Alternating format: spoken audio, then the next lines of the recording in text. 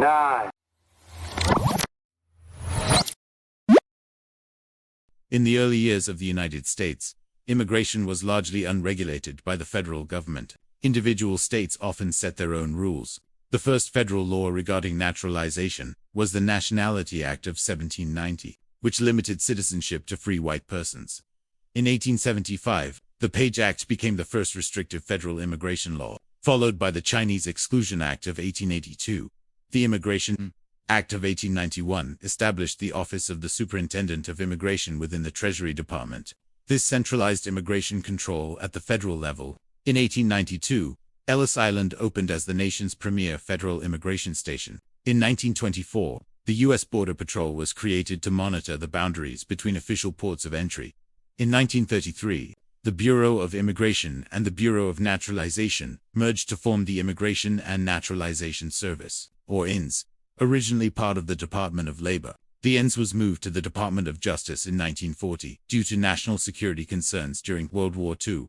For 70 years, the INS was the primary agency responsible for both providing services to immigrants and enforcing immigration laws. Following the terrorist attacks of September 11, 2001, the U.S. government underwent a major reorganization. The Homeland Security Act of 2002 abolished the INS.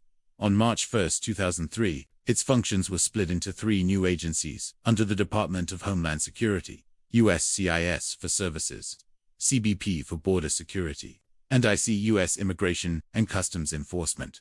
ICE. This was formed by merging the investigative and enforcement elements of the INS with the U.S. Customs Service. The agency has 2 primary directorates: Homeland Security Investigations, which focuses on transnational crime, and Enforcement and Removal Operations, which manages the detention and deportation of individuals found to be in the country in violation of federal law.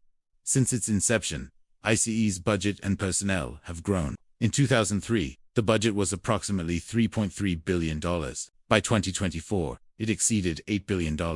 Removals peaked at over 400,000 in 2012, while later administrative shifts expanded the criteria for interior enforcement and deportation.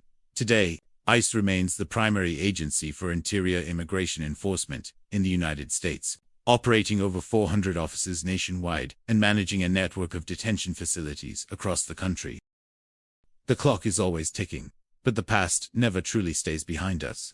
If you enjoyed this journey through the folds of time, make sure to hit that subscribe button and join our crew of chrononauts.